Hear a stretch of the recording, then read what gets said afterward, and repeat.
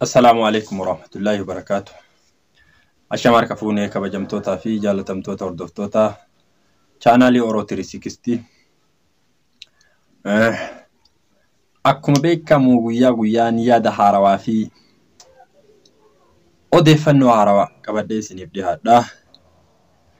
Warri chaanaalii kiyyaaf haarawaa taatan share, subscribe, like gochuudhaan akkana cinaa dhaabattan gamanumaan isin yaadachiifadha. Guyyaa har'aa mootuu wanti yaadni haarofni an qabadhee isiniif dhufe agaa qabxiilee 2-3 takka tokkoffaa irratti waan akka faniitti wayii akkuma taphaatti isinii kaasu wayiitu jira. Innis maali yoo jettan sirba galaanaa gaaromsaa keessaa teessoon halangeen gubbaa kaayamtee raasa dhiisee ittiin galoon biraa itti dhaabate sun Bilisii dhukkuba mataa itti ta'e ilaal. Mataa isii garagalchee waan san irraa mee ani ufi hiyyaa akka itti hiikkadhe hiikkaa teessoo halangeen irra teettu kan namni irra hin jirre kun hiikkaa akkamii qabaa jedheeti waan muraasa isiniif hima. Tokkoffaa irratti teessoo jechuuni bakka abbaan aangoo tokko irra taa'u jechuu sadarkaa jalqabaatti. Atis anillee ammaan tana teessoo irra taa'ee haasayaa jira. Walumaa galatti teessoon wanni inni ittiin ibsamu abbaan aangoo tokko irra taa'u jechuu. Mootummaan tokko yookiin nugusni yookiin kingi tokko irra taa'u jechuu. Akkasitti sadarkaa jalqabaa kan laallu. Itti aansuudhaani galaanaan maaliidhaaf teessoo muka jala kaayee lafa kaayee lagarra kaayee halangee irra kaayee biraa itti dhaabate jennee yoo laalle tokkoffaa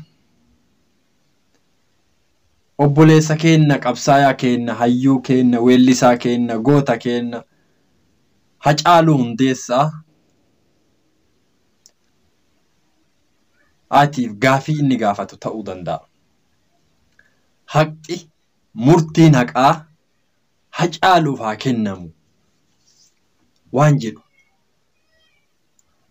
ta'uu danda'a. Akka galaanaan itti yaade akka ani jesti xiinxala kiyyaatti murtiin haqaa hayxi Hacaaluu dhugaan Hacaaluu haa bayu murtiin haqaa haa kennamu.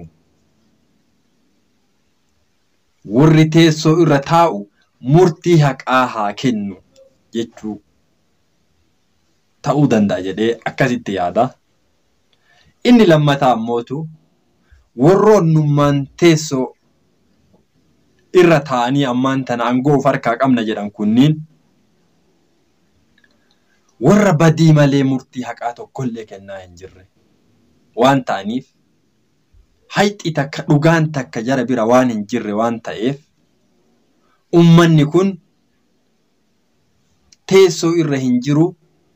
Teessoon nama dhugaa nama haqaa abbaa dhugaa barbaada murtii dhugaa abbaa irra taa'ee dhugaa murtii kennu barbaada waan jedhu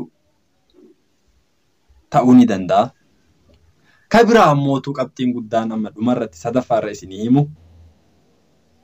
ummanni Oromoo barana paartiilee inni ni qaba jedhe ka akka ABO, KFO fi paartiileen biraa hedduun isaanii filannoo irratti hirmaataan jiran akkuma isin beektan. Kanaafi nama bakka nu bu'ee teessoo paarlamaa qabatu paarlamaa keessaa bakka nu bu'u hin qabnu. Paartiileen keenya aangoo irraa dhiibamanii jiranii. Filannoo irraa dhiibamanii jiranii. Abbaan irree dirqiin filannoo keessaa isaan baasee jira jedhee haala kanaanis hiikkachuu danda'a jechuudha. Wanti ammoo bilisiginnaa iyyisiisee 7-3 dabran kana qabxii lamatu isaan iyyisiise. Tokkoffaa sagalee Abiyyi ka keelloo miidiyaan baase itti aansuudhaan galoon irraan marfee hagana geettu tana itti dabalee bilisiginnaan ufii isiiti ajandaa dhabdee jirti amma. Ajandaa biraa waan hin qabneefi waan uumame kana fuutee hafarsiteeti. Tanuma balaaleffachuun, taawwaakkachuun, ka galaanaa kana fuuteeti, tana bokossiteeti. Ittiin artistoota hafan sodaachisuuf akka isaan uf eeggatan kana barbaadaniiti. Artistoonni Oromoo kanaan waan sodaatan takka illee hin qaban. Kana irraa beekna. Aartii jechuunis akkanatti keessaan rakkoo ufii, madaa saba ufii, jecha dhoka ta'anis, mallattoo dhoka ta'anis ibsachuu danda'an jechuudha. Galoon haa galatoomu mataa isaanii keessa akka galaanaatti keessa yaa'ee jira.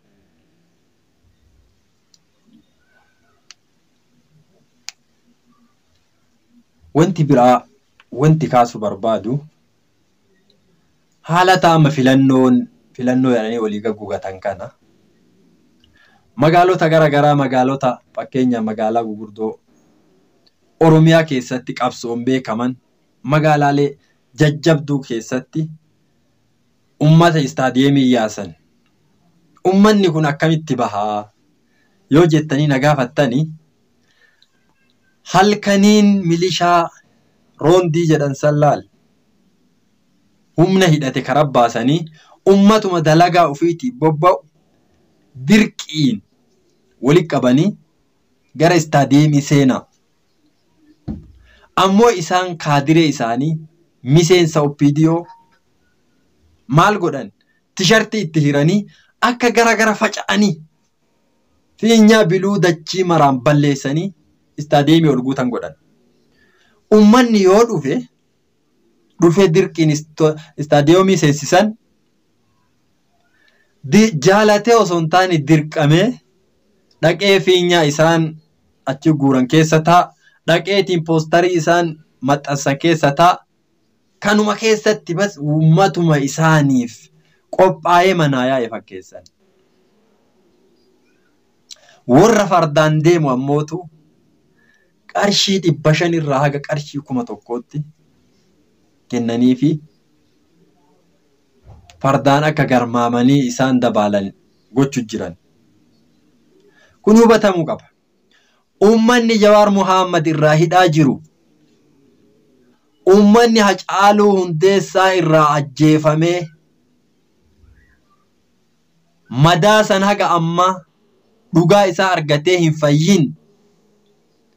Ummanni Baqqalaa Gabraa irraa hidhaa jiru.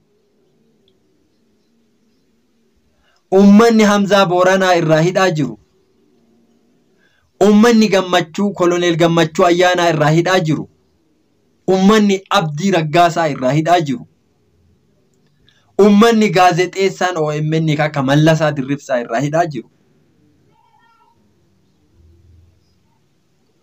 Ummanni ilmaan isaa gabbaasanii mana hidhaatii baasanii ganamaa galgala irraa ajjeesutti osoo jiran osoo argu. Ummanni isaan afotti ummata ilmaan isaa gadi baasanii magaalaa qixxetti haadhaaf abbaa gadi waamanii haadhaaf abbaa afotti fannisanii rasaasa itti roobsanii ajjeesan osoo argu. Paartii kana deeggaru namni tokkochi hin jiru. Yoo maal ta'e malee takka jireenya ofii dhabee sodaa nyaadhee bula'aatiif sodaa lubbuu fi tanaaf lammata lubbuutii yadhabaa na ajjeesaniif tana qofaaf dirqamee gara isaan oofan ilaal akkuma loonii garuma isaan oofan deema jechuudha. Kana hubadhaa bakka jirtanii warri bilisiginnaan deeggarsa qabdi. Bilisiginnaan deeggarsa qabdi jettanii miseensi OPDO miiliyoona meeqa turanii beeytanii? Miiliyoonni sun ulaal miiliyoona 4 ol ka ture sunuu walakkaayyuun qabdom. Sunuu harkaa bittannaa'e. Ummata dhiisii, ummanni biraa isaan deeggaruu dhiisii, sunuu harkaa bittannaa'e. Ka biraa fuudhu warroota biyya alaati itti galanii ni jijjiirra jedhanii dhaaba kana gargaarreet ummata kana faayidaa buufnadhanii seenanii keessan rakkatan maal akka ta'aaran ni beeytanii? Maal akka isaan rakkatan? Tokkoffaa identitii isaanii irraa fuudhanii gara tokko akka sochoon sakaalan. Lammaffaa garii yakkoota gara garaatiin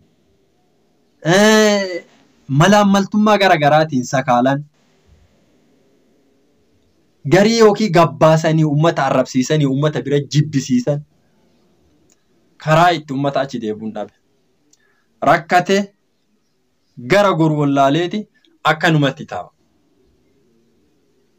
Ammoo bilisiginnaani paartilee silaa jara dorgomtee mooyattu kaan mana keessa hiite, kaan qaallitti hiite, kaan ajjeefte, kaan bittanneessite, filannoo akka dhuunfatte hubatte.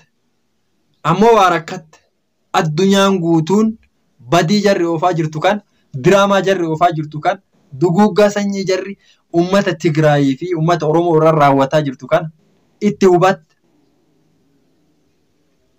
Kanaaf wanni jarri akkana olii gaffiddee fiinyaan magaalaa guutuu balleessite ummata dirqiin tumtee istaadiyeemitti ooftee ummata nu deeggarsa ummataatiin filatamne paartilee darree ufii walii qabdeeti dorgomaa paartii akkanaa kana qabxii haganaatiin mooyannee ammallee sagalee hedduu eebalu sagalee hagan argatee ammoo akka godhanii sagalee isaanii ol aanaa godhataniiti.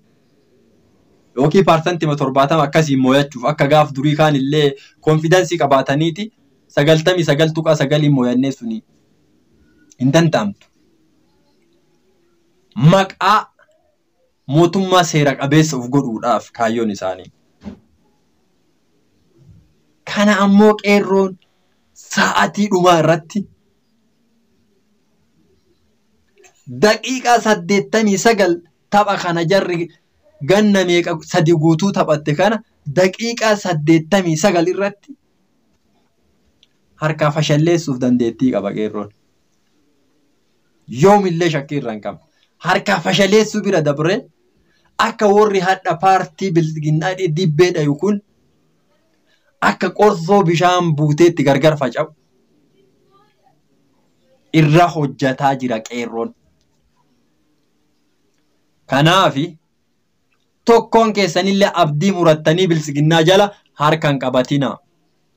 Bilisiginnaa akkuma dur funyaan qabattan funyaan qabadhaa ni ajoofti bilisiginnaan. Dhiiga namaa dhuydeerti bilisiginnaan. Dhiiga hiyyeessaa dhuydeerti bilisiginnaan. Badii gugurdoon laaqamteerti bilisiginnaan. Ilmi namaa kana argaan jirre kanan hubanne yoo jiraatte namuma mataan fayyaas hin qabne qofa. Duroominni isaanii bilisiginnaan isaanii Finfinnee keessaan baane. Finfinneen sunuu ilmaan nafxanyaa alaabaa lummuxii isaanii san qabatanii keessa caffaruuf sii jiran. Magaalotuma Oromiyaa tama federaala godhatan sanniin gartee magaalaa federaala jedhamtu sanniin cufa isii nafxanya gurguratan. Warri gurgurateen Opiidiyoo dullatti jette jaartiin. Maqaan marraa 10 jijjiiratanis dalagaan isaanii kama dur Opiidiyoo kamataan itti Abiyyii talammaaf of keessaa ariite san taxayyibaaf of keessaa ariite san jaratu nafxanya gurgurate magaalaalee Oromiyaa ta federaala jedhan tanniin jechuudha. San bira dabartee magaalaalee Oromiyaa naannawa ilmaan nafxanyaa keessa baay'atan fakkeenya akka Asallaa, Goobba keessatti bakka bu'aa keessan qabaadhaadhaniin bakka bu'aa keessan laal ka Gondarii dhufee paarlamaa seenuu nafxanyaa. Ka Gobbaa dhufee paarlamaa seenuu nafxanyaa. Ka Asallaa dhufee paarlamaa seenuu nafxanyaa. Ka Shaashamannee dhufeellee paarlamaa seenuu nafxanyaa. Ka Dirree Dawaa dhufee paarlamaa seenuu nafxanyaa. Ka Hararii dhufee paarlamaa seenuu nafxanyaa. Ka Adaamaa dhufee paarlamaa seenuu nafxanyaa jechuudha. Naftiin paarlamaa keessa gaafa wal sii geette harka muraaf harma muraan aanolee ka gaaf duraa gaafa jarrinu waan harkaan nama murtuyyuu sibiila gahaa hin qabne sanii miti. Kalaal badhee taa'aniiti raasaa taa'anii elektirikiin sirraa muruu deeman. Tana beekuu qabda Oromoo. Tana ofirraa hambisuuf furmaanni ibidda qofa. Angaafuu sitti maxxana. Ibidda qofa. Ibidda eessaa argatta? Deemu woboo makame. Tanuma siima.